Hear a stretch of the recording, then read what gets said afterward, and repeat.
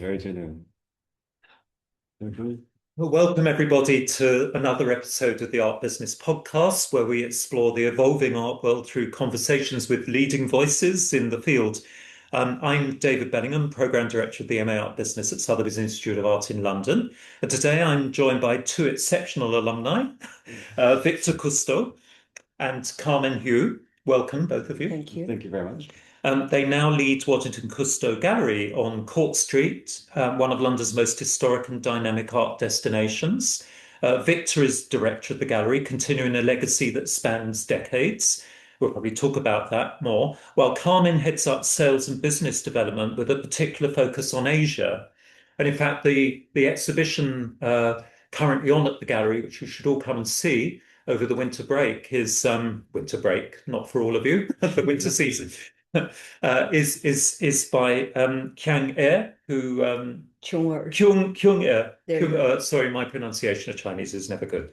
And it's an amazing exhibition. In fact, Victor and Carmen with kindly welcomed myself and some alumni and luxury business students here for a conversation with the artist the other day. Yeah. It's well worth seeing, and that's quite interesting because we're beginning to see more of this interest in other non-Western, non-traditional Western art markets. Yeah. So together, Victor and Carmen are shaping the future of gallery practice, I believe, and artist representation and international engagement.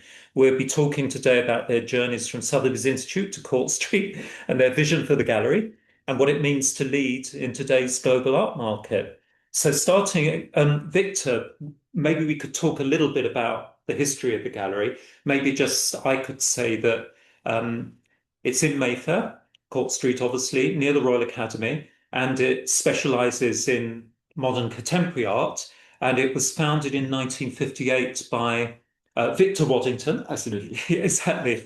And in 2010, it was that Waddington partnered with the French dealer Stéphane Custot, who is the father of Victor. Wait.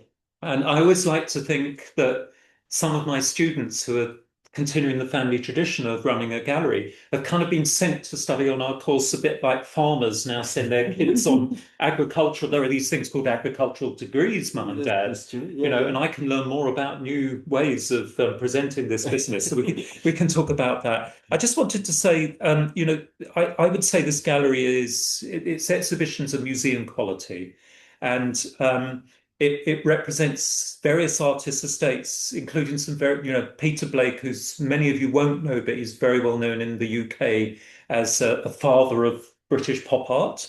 Patrick Caulfield, Barry Flanagan estates you're also representing. But you also have an inventory, presumably dating back to the late 50s, 60s, which includes work by Dubuffet, Albers and Miro, among others. You also opened a gallery in Dubai in 2016, and I believe are planning one in Paris, where there used to be one, as I understand it. Victor can talk more about that next year. So Victor, maybe you could, what perhaps led you to take on the legacy of Waddington Custot? It's quite a heavy legacy, and steer it perhaps into the future. Well, that's a very nice introduction. Thank you very much. And yeah, so to give you a little bit of background on why I joined, it was not the plan at all at the beginning, but I got that family disease, let's say, which is a pretty good one. But the main incentive was to work with my father. We have always been very close. When I used to run my own companies in the tech sector, he was very present, and I used to actually spend all of my free time with him at art fairs. I was based in Toronto back then. The art fairs were either TEFAF in New York or as well Art Basel in Miami, which were also quite fun. And it is that's started to push me towards the art world. Most of my friends push me greatly towards the art world. And eventually, when I was about to move back to Paris, because for work, my father offered that I stay in London, and that I join him for a 6 month probation at the gallery to see how things would go. And after 6 days, I think we were both pretty convinced that it was the right thing to do, and it was obvious from the beginning. So no, I've been very lucky now to be able to join into this family business. Um, of course, I think I was a bit more closer to art than most of my friends because of the family upbringing, but there is still a very big learning curve to do, which is why I went straight to do the master's program at Sotheby's, because it really sounded like the most appropriate program for me to get, as well some academic background into art, and also to develop my own network. And I think from that point of view, it's worked pretty very well, clearly.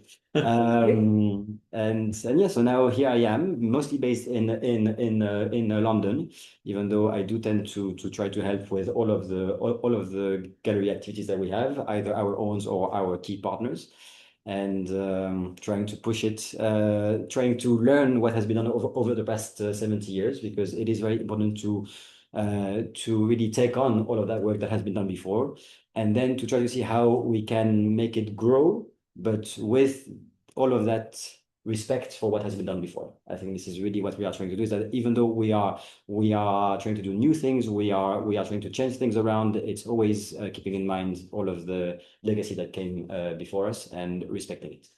Yeah, it's very hard to ignore that legacy because you've got all of these amazing works of art and storage from all of these, earlier, sometimes blessed and deceased artists as well. But you're also got a foot in the future. We'll talk about that, obviously. So, Carmen, how did your MA Art business experience shape your path into gallery leadership? Well, I have to say, going in without really much of a plan to join the gallery world, it turned out to be a surprise, but a very good surprise for me. I've met some great friends, one sitting next to me, and I think that just opened up a whole world of possibilities. I do remember when Victor and I had our, very famous lunch during our study.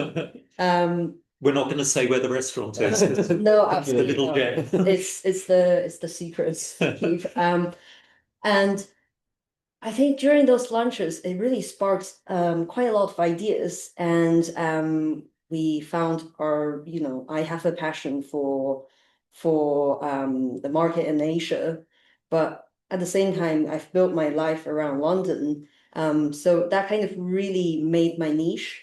And there's very few sort of roles in the art world, especially in the commercial art world, that allow you to really fulfill your personal interests and your perhaps ambition. And from those lunches, I find I found Victor's passion in the market, although he's not necessarily like someone you would normally like right away think he must be interested in Asian markets, but as it turned out, he is. And I found out about the long family history in supporting artists who especially traveled to France in the past century, and his family involvement in those artists' career. And I just thought that was really cool. And it just opened up like a whole new vision in my head, almost the picture that I could play a part in the long history of this group of Chinese artists and Chinese art within the global stage, within the Western world. And naturally, it just felt like he really made me feel like, okay, I was the right fit, and that was very well played. Yeah, of course, I forget that obviously Paris in the 20th century was a magnet for artists. A lot of artists from the East as well that you now see that are now really big artists. You think, well, were they really Chinese artists because they spent a lot of their time in Paris? And so I'd forgotten about that connection, obviously, with the Parisian branch of the gallery. Well, what I was going to ask you, I don't know which of you wants to answer this first. How do your roles complement each other in the day-to-day running of the gallery? Maybe you could say more about your roles, but also some of the other staff that work here. Yeah, with pleasure. I think that you're best equipped to answer this, and I can compliment anyway. So my role at the gallery, so I'm in the sales team. I'm the sales manager here, where that, would suggest I am very much involved in authors and our gallery programs, current exhibitions. And what, Victor's also very much involved in the sales team. In fact, I think for the past few months, he's been proven to be leading the sales team, if we're judging by results, and no one's counting. And at the same time, I am also involved in planning our strategy for our, for the gallery to have a bigger and bigger reach within the Asian market. Although we don't have a physical space in Asia, we have a group of artists that has long-term association with Asia, and we have that. I would say, it's definitely part of our plan to have a continuous interest in the Asia market. So, coming up with strategies, finding ways to collaborate, and seeking opportunities, whilst we are fairly far away from Asia. But there's it's been proven there's many ways we can be involved, and getting our names to be mentioned as well. And obviously on a day-to-day basis, we have the gallery activities. We do quite a lot of events, student-facing events as well, public-facing events. And well, I think, how our role complement each other. We always work as a team. And I could say that's for every single task we do. And I think Victor's leadership style is very, very, very much we're working as peers.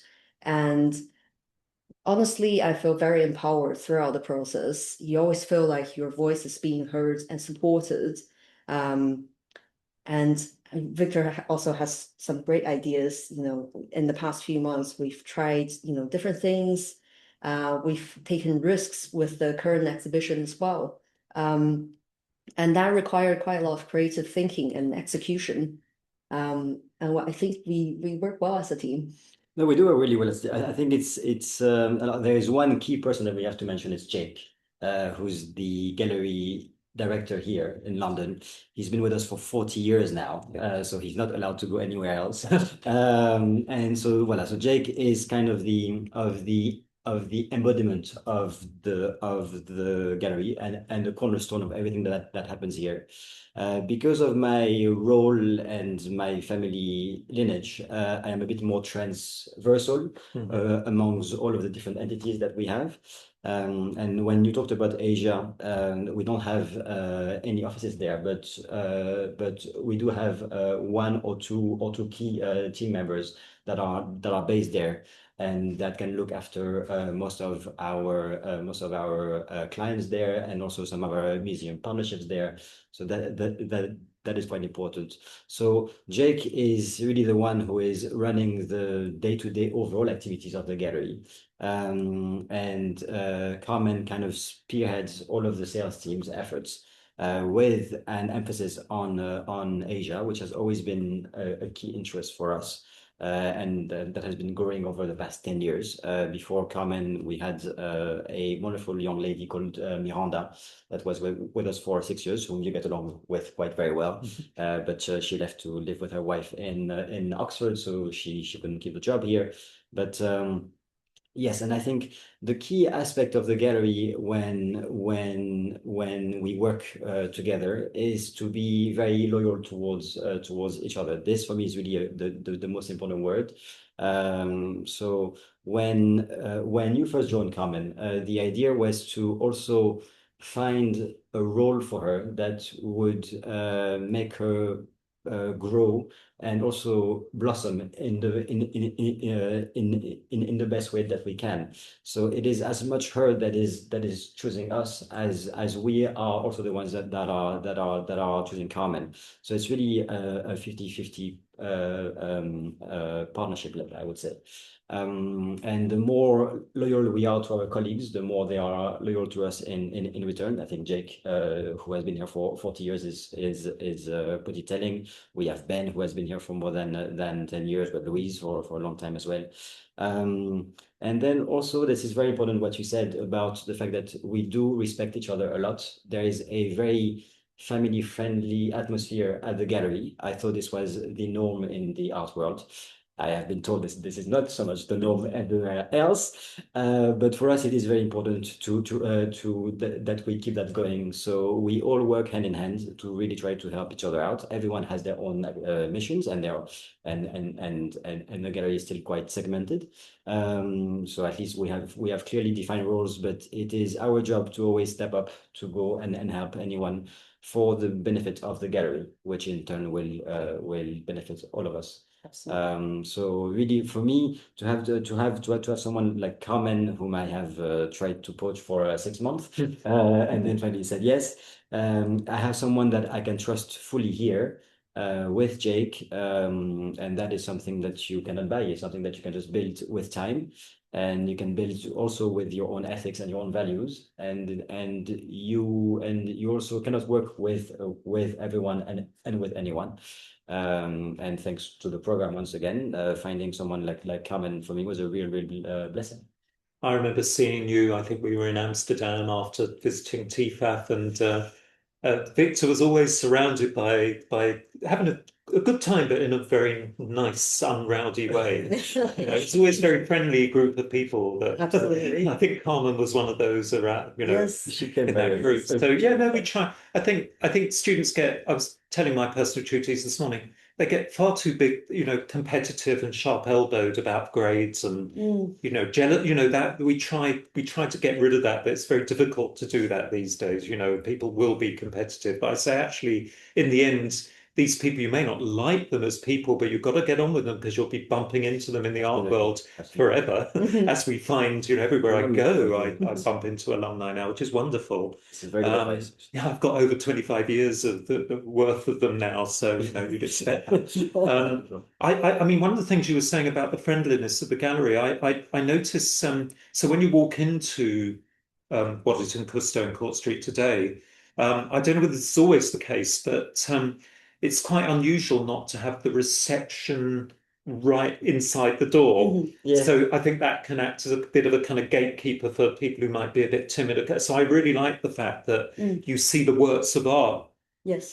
first, and then you see the very welcoming people on the reception desk. I think that's a really nice idea. So there's all these little subtle things, the ways you can change what is otherwise perhaps a quite typical white cube gallery, but there are subtle things you can do, which we try to teach our students to notice. You're right, research. I think it's very important because one of the things that we found, and again, I don't come from the art world. I come from an art world family, but not background. Sure. And I think that is one of the things that I can bring as well to the gallery. But we have really asked our colleagues at the front desk, where we are most of the time, Carmen and I, because we both love being there. But to be as friendly and as engaging as they can with anyone who walks through the doors. but at the same time give them space, because it can be quite intimidating to come into those types of spaces. For me, it hasn't really been, because I was very used to it. Yeah. But now I can actually realize that. So the fact that you have seen that the front desk is actually pushed back was done intentionally when we reorganized the whole space of the gallery a few years back. This was done on purpose, because the main idea, first and foremost, is to show the art that we love. Then, if we can find someone who has the same sense of taste as us, then it's even better.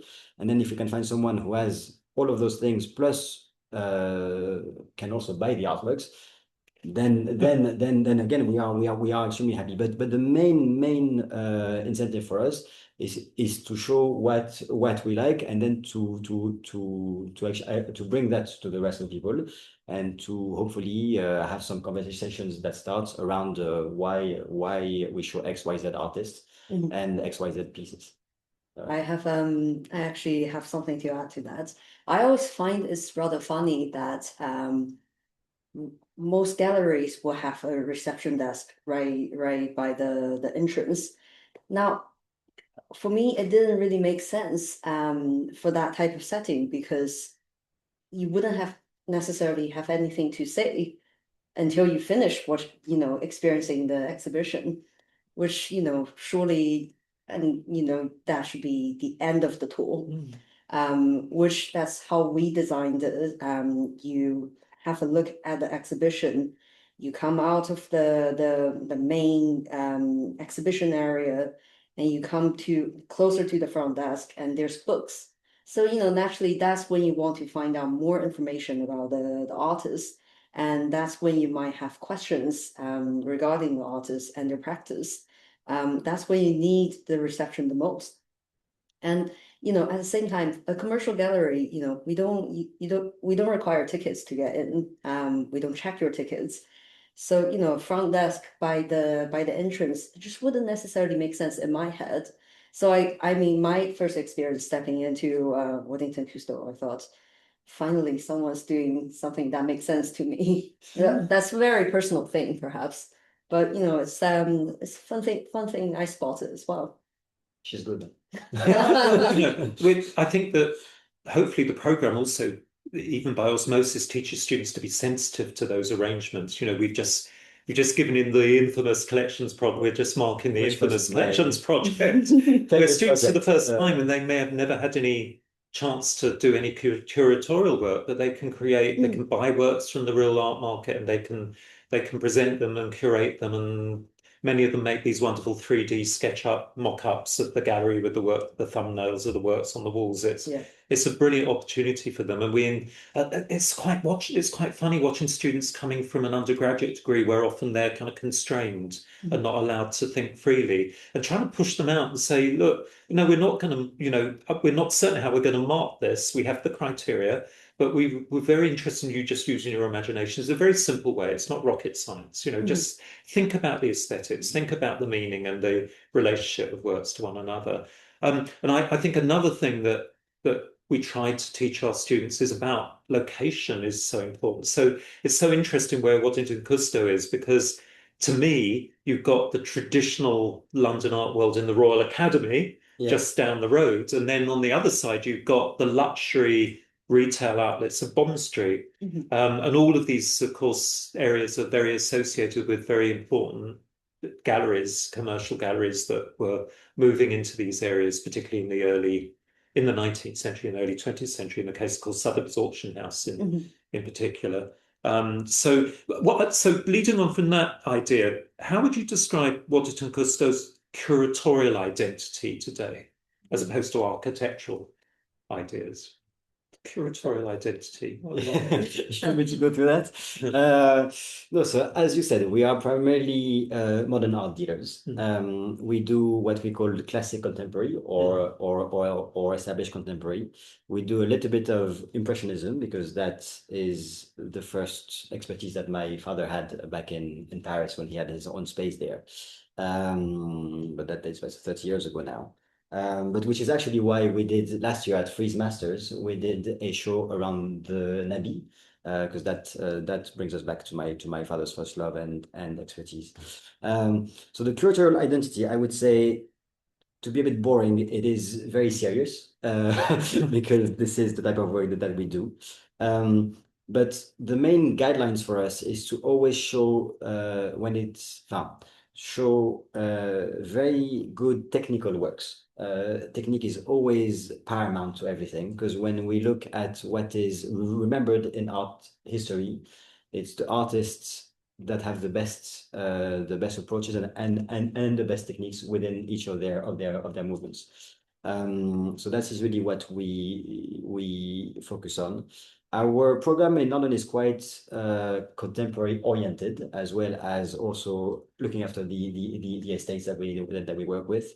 And when it comes to our contemporary program, even with Qiong Er right now, the idea is to always show something that is new and something that is unique. Something that you haven't seen before, that doesn't look like anything else that you can have seen before. This is really the main advice that my dad has taught me, is to always go for something new and something unique and something that is easily recognizable. This is the paramount criteria for our exhibitions at the gallery. The last key word that I would say, and I know it's going to sound a little odd, but that comes through my mother, actually, because I think behind every great man there is a greater woman, and I would say quite spiritual. Most of the artists that you will see, and all of the contemporary artists that we have a very deep spiritual sense. You don't necessarily see it at first. With Qiong Er, it is the case, for instance. But if you if you want to dive into the practice and the approach of the artwork and the artists and their careers, they're always very profound there, and it is something that we really try to. I think it is something that will align with us, which is why we are more. We are closer to artists that have this type of approach, and we try to embrace it and to show it in our program. I don't know if you would tend to have similar words or. Yes, I would say in terms of our curation, and that goes down to why do people go into physical gallery spaces these days? Because the art world is changing quite a bit. With everything being online, and also with so many authors, if you're an art world enthusiast, if you're a young art student, going online, going on Instagram, going on Artsy, you will have almost endless resource and inspirations. And if you're a collector, most likely you find yourself ending up in visiting art fairs, because that's much more self-oriented setting. So having a physical space and having a rather large physical space, we need to find new angles. And it's very important for us that I always have a personal judgment on whether we do a good exhibition or not. Is when you sit at the front desk and you see people walking past. And it's funny, the other day there's a lady who walked past and then took a few steps back without turning direction, but took a few steps back, just to find out what is hanging there. Because that's not paper, that's not canvas, but what is hanging there? I won't reveal the answer because I want to encourage everyone to actually come to see our exhibition. But I think that's a good judgment. You need to show something that people are curious about, people hasn't seen before. I think we go out and about and find ourselves ending up in Cork Street because you want to be enlightened and you want to see something that you haven't seen before, or you want to see things that's not necessarily so common these days. For instance, before Qiong Er's exhibition, we had the Barry Flanagan show. Now, I would say it's actually quite rare in London these days, or around the world these days, to find a sculpture-only show, bronze sculpture as well. that make people curious. You know, we had Eve Dana show, which is mostly stone sculptures. You know, it's quite rare when you find something, you know, walking past the window, because I love window shopping myself. Walking past the window, you always want to see something that's different, something that pops out, something that captures your attention without being, you know, without shouting at you, but, you know, it's just quietly sitting there and luring you in. That's what I would describe as a good exhibition. And you know, you know, to my standard, we host some amazing exhibitions. I think I mean, normally you walk down Cork Street, and most of the time you're seeing static paintings on walls. And what makes this you talked about the bronzes with Flanagan, very playful as well. But you know what's different about this, of course, is that Qiong Er's works are hanging. Yes. So from are they bamboo sculptures hanging there, the wooden. Yes, no, those are actually sitting on the floor, but the wax painting are actually. It's the wax paintings that are hanging. For some reason, you see in my imagination, because the wax paintings are hanging, I'm remembering those sculptural works as actually hanging. I love that.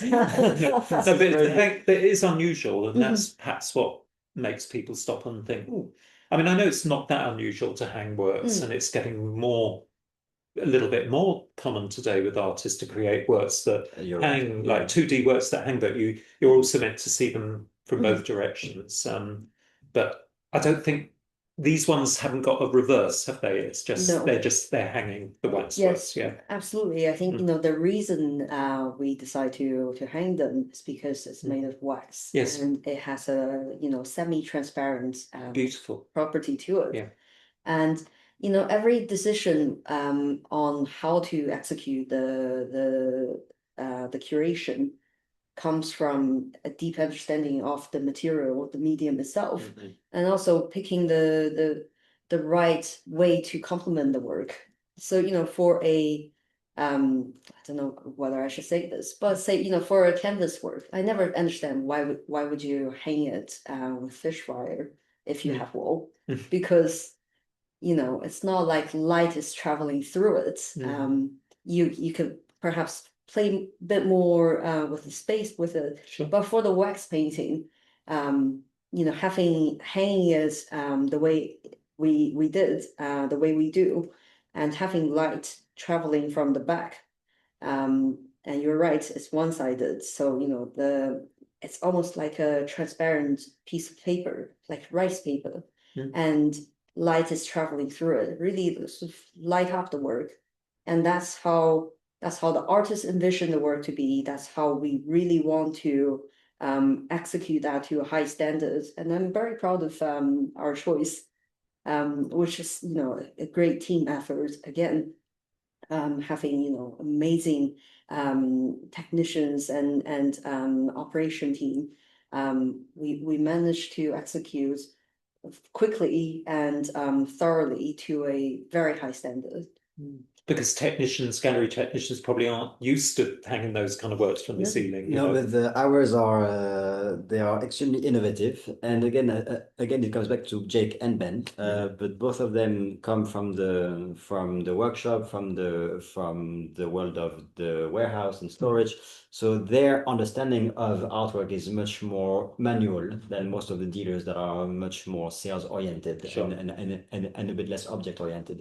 Is one of the key advice that my dad gave me again is to go and to interact with the objects, because this is what we should be doing.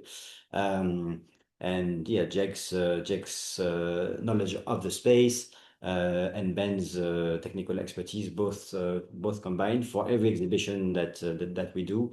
It's really them two that make everything happen. Absolutely, and it's just a reminder to the listeners of the podcast that, you know, there's lots of people involved in exhibitions. We don't do much. Not just the front of house people like Victor and Bella and Carmen that you see.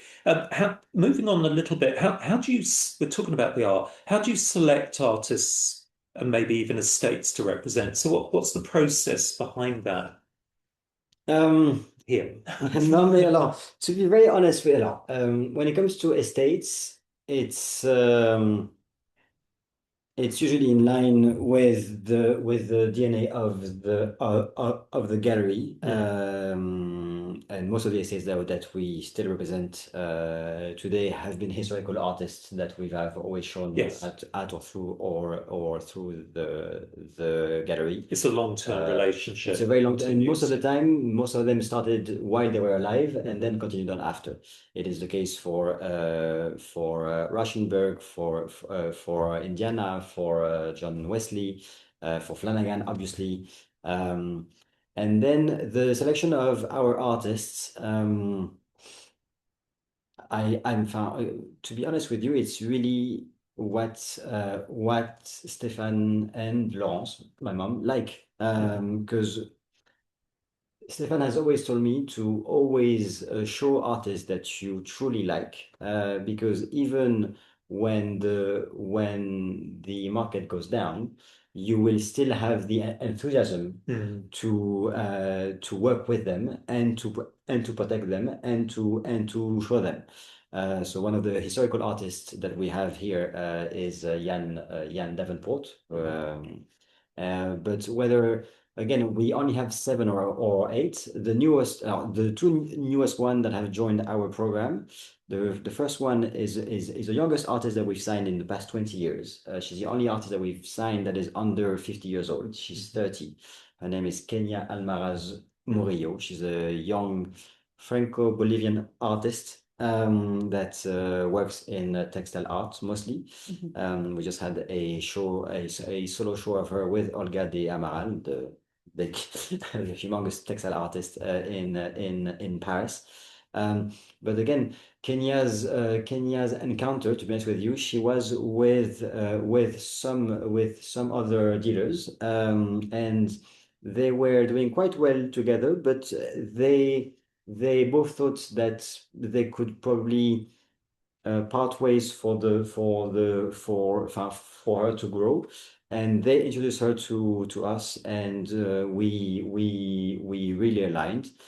So we did one first show as a test to see how she would react to us, how we would react to her, and also if it would fit into the program. It was very new and fresh for our program. That was a little bit old-fashioned. So she has helped us to move past that a lot. But no, it's really much more, to be honest with you, of a personal relationship than a very well thought through curatorial approach to find the artist. I could pretend, but we are not here to pretend. And it's the same with Qiong Er. Qiong Er, she met with my father 22 years ago, very big into design. And my dad, again, Stéphane, probably his first love is probably design and then fine art. But so he has always followed Qiong Er, always had in the back of his mind probably this project that he brought on to us at the beginning of the year. When he brought on to us this exhibition, we were all a bit skeptical because it was extremely edgy for us and very, very new. But he has always been right unknowingly, so we have to, and also it is his space, so we've of course said yes, and then did the best that we could, and now we have, and again, like this was just a one-time strong exhibition to see how things go, and it looks like we are gonna carry on, because every artist that we sign them for life. So they can leave us at any time that they want, but we are here to stay with them in the highs and in the lows. And I think three names that we have mentioned that will come back over and over again is Flanagan, Blake, and again Jan, who have always been with us, and who have been very loyal to us. We try to be very loyal to them back in return. But honestly, David, as a family, we can't look after more than 8 or 10 artists. So right now we have 6 or 7. And well, at this field, we are very comfortable to work with them on a personal basis. But it would be, we can take on maybe a few more, but not that much more. Otherwise, the type of service and relationship that we would have wouldn't be as strong and as professional as what we can give them right now. It's very it's very like an extended family ethos, isn't it? Just a small family group, which is you're nurturing one another all the time, really. I think Qiong Er's exhibition as well. It's quite interesting because your whole ethos is about rooted in historical modernism and pop, and and she is her most of her works are representing mythological characters which go way back into oral tradition of the Chinese culture. So it's kind of although it's edgy in some ways, it kind of speaks to people who are also interested in more historical. Again, it is very profound and again quite spiritual, which is always the leading factors for most of our exhibitions. So that segues quite nicely. So what trends are you seeing in collector behaviour, especially post-pandemic? You're talking about more and more people are looking online sales. So have you is it nice having a bricks and mortar, a physical gallery, and are you seeing any differences in the way collectors are behaving over the last few years, couple of years? But I'll start, but then you will continue. I'd say that I've been going back and forth when we think about the physical space of the gallery. If you do have a physical space, which is extremely expensive, you have to make use of it. Yes. Because there is so many art fairs now. Now it is us that go to our clients, whereas up until the mid 2000s, they would come to us here.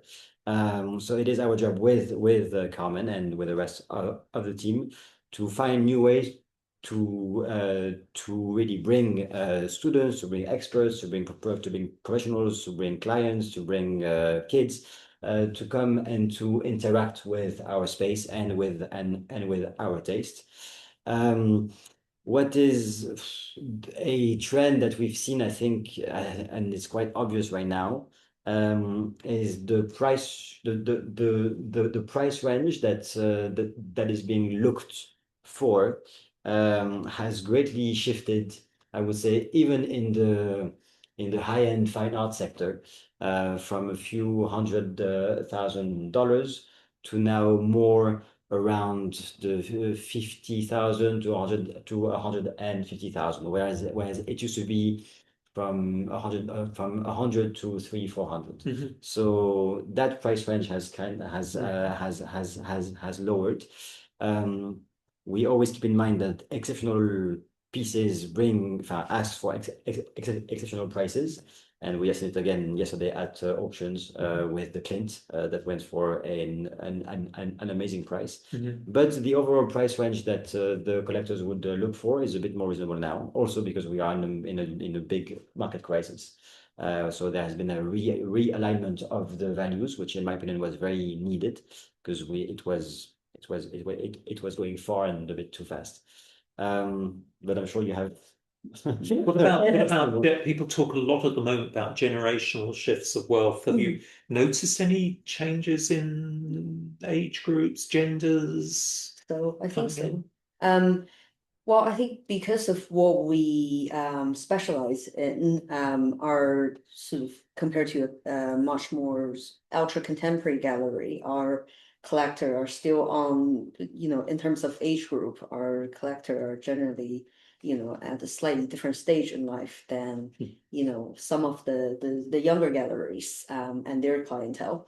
But I would say you can definitely see that generational change. What's interesting is I think the Sotheby students have seen as well.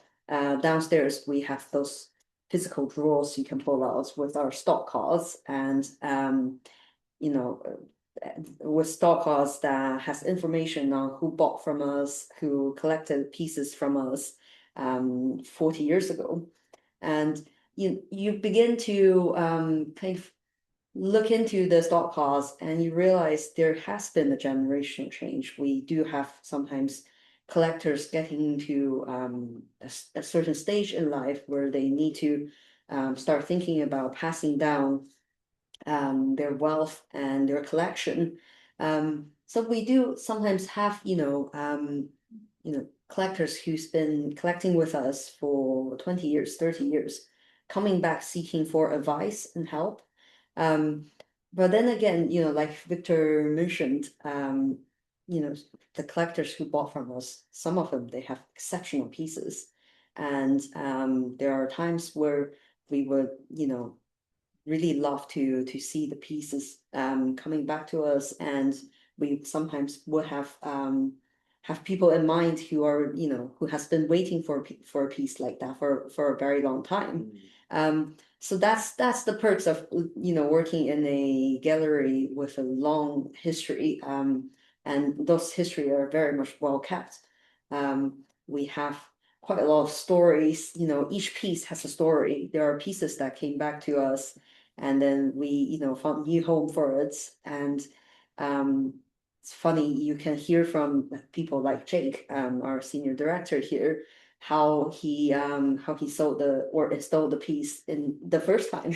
It comes around again. Yeah, it does. Even I've begun to see things coming back at auction. No, mate, Even old no. masters. Yeah. Because you know what, there was one thing that I was not so sure of, but actually you're right to ask. It's that we do have more and more young collectors. At Treasure House, we had quite a few young ones. Yeah, that would attract a younger. Even friends of ours who can slowly start to at a much lower price range, but start to build their own little collection.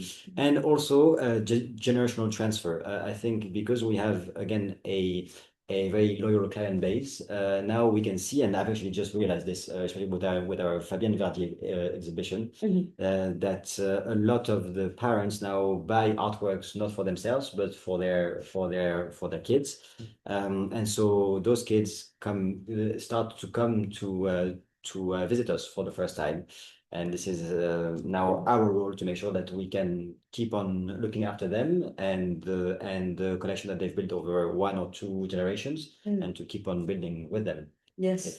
I think one of the most bizarre alumni art ideas, which was very successful, in New York alumna, she started a advisory service for art for your babies. So even in the kind of even in the nursery room, and the theory was coming from child psychology that if you grow up with art around you, so she was doing really well, selling quite good works of art, quite interesting works of art to put on the walls of the kids' reading, bringing kids up like that. Brainwash them as you're right. And you were talking about Treasure House, which used to be Masterpiece, which used to be a Grosvenor Art Fair. It's part of the London season in July when the big old master contemporary auctions are on as well. It's where Chelsea Flower Show is. It's part of that scene.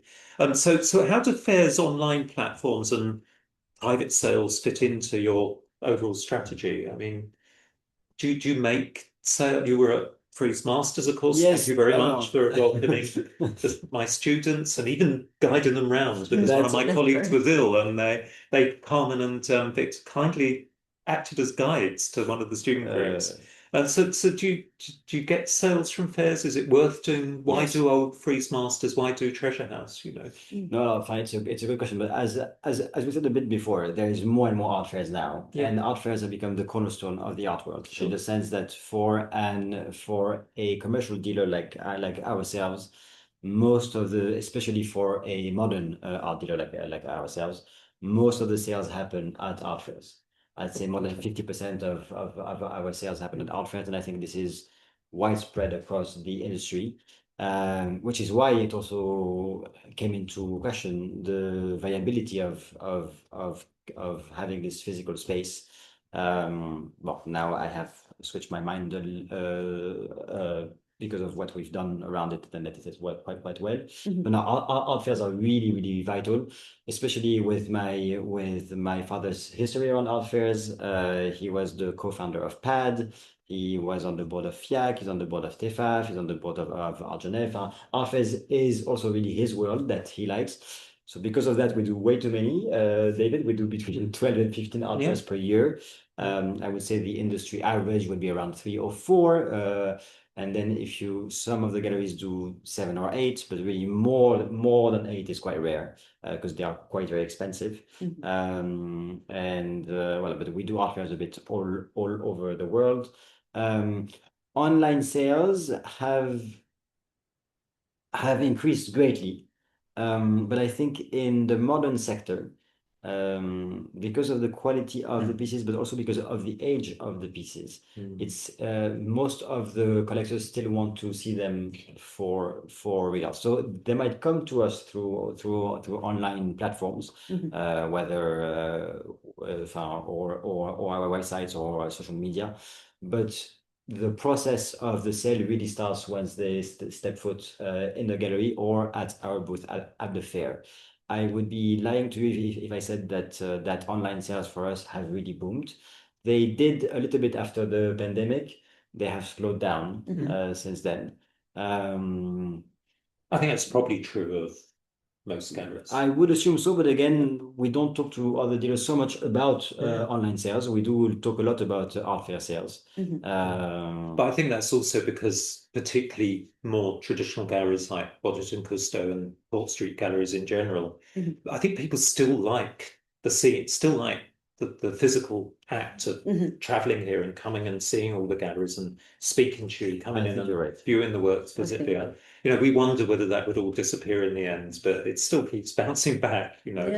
Yeah. I slightly interrupted you. Sorry, Carmen, but I think we were talking about generational, you know, new generations of collectors, and maybe you could, if you want, you can say more about that. But I was also, my next question is that, you know, you've seen some of our current art business MA students. Yes.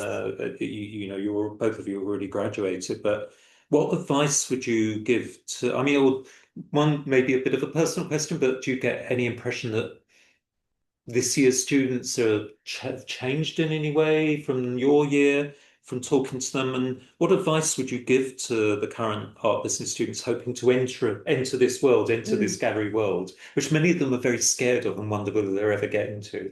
Yes, I mean that's a great question.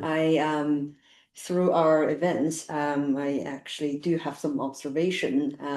I would say, compared to my year, you can really see the job market has changed within the art world as well.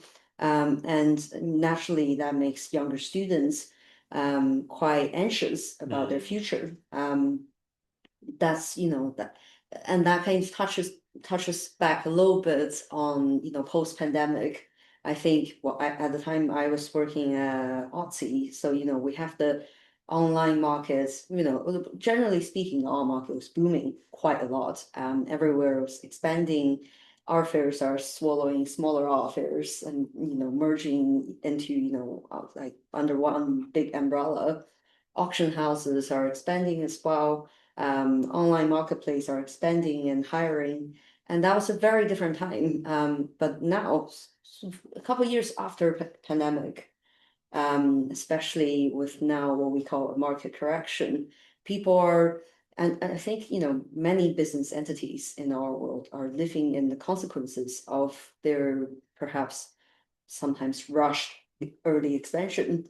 That makes young students anxious, and it's totally understandable. But I would also say, you know, my advice would be to go into the program with curiosity, not just ambition. You know, many people would think you do the program and you get the pressure from your peers that, okay, some people seem to have things quite figured out, and for some of them they have quite a lot of experience ahead of me. What do I do? You know, like, we are going to apply for the same role, and you know, what's my competitive edge? I completely understand that. My advice would, you know, would be to find your passion and find your niche, because surprisingly enough, when I do the observation on, you know, our year of cohorts, people who really stood out or has had a, you know, a really good launch of their early career are people who understand, you know, their skill set outside of their passion and you know, the skill set needed for work. We have people, you know, like Michelina, who's, you know, amazing at photography, and that, you know, that really helped her in landing her role. And once you have A treasure house. a treasure house, which I think, you know, she's rather connected, so I'm sure everyone know where Sharina is these days. Most probably. Future guest of this podcast. Exactly. But you know, you get into a team and it's what you can bring outside the job description that makes you shine. And for me, that's been my case here as well. You know, before this role, I've actually never really utilized my language skills, being Chinese. But I came here, you know, I have a passion for market in Asia. And I was really allowed to, like, you know, and empowered to follow my passion, and you know, and that in the end also benefit the growth of the gallery. So finding common grounds sometimes means you have to go in with an open mind. We all start, you know, our career by doing rather, you know, perhaps less exciting tasks, and you know, throw out your ideas, you know, say it out loud. I would always, you know, say to a young professional, if you want something, and you don't shout it out, no one's gonna know you want it. But you know, if you spread the message around, you'd be surprised, you know, how people hear about, oh, I have a friend, and you get, you know, presented in an opportunity from places you never really thought about. That's a common theme in all these podcasts, in all my experience of working in this world, that a lot of it is to do with serendipity, i.e., you know, chance happenings, meeting someone just by chance. If it hadn't happened, you know, I would never have had this job. You hear that so much in the art, but it kind of almost mirrors what art is about, I always think. You know, a lot of artists, when you speak to them, it's coming out there, it's haptic. Right, and also you do attract what you do transpire. So and be enthusiastic, you know. Exactly. Don't be over the top, overbearing. You know, there's a balance, I think, between pushing yourself too much and getting, you know. But you're quite right about the anxiety of that. One of my personal duties this morning, I said, I noticed you haven't written anything for your ambitions on your personal development plan. And she said, well, I don't really have any. I said, well, you're the perfect student, don't you realize? Because this course will act, you know, let the course act on you. We do so many different things. Suddenly something will, a light bulb moment will occur, you know, maybe during art law. You know, we have people like that. Never thought I'd like law. I never thought insurance sounds like a dirty word. It sounds so exciting, the art insurance. You know, I mean, it is the one industry that is booming right now in the art markets. Of course it is. Anyway, Victor and Carmen, thank you both for joining me today. It's been a pleasure hearing about your paths and your insights into the art market. It's so valuable, and your exciting plans for Waddington Custot. And for our listeners, you can follow the gallery's exhibitions and news at waddingtoncustot.com, or visit them in person, preferably on Cork Street in Mayfair. Do come and say hello. And if you're an aspiring art business professional, I hope today's conversation has inspired you to think boldly about your own journey in the art world. So until next time, I'm David Bellingham, and this has been the Art Business Podcast. Please do press the like button or give us a 5-star review if you want more of this. And thank you for listening. Thank you. You're going to see my face a little bit close as I switch this on. I love that. Here we go. Authentic to the last.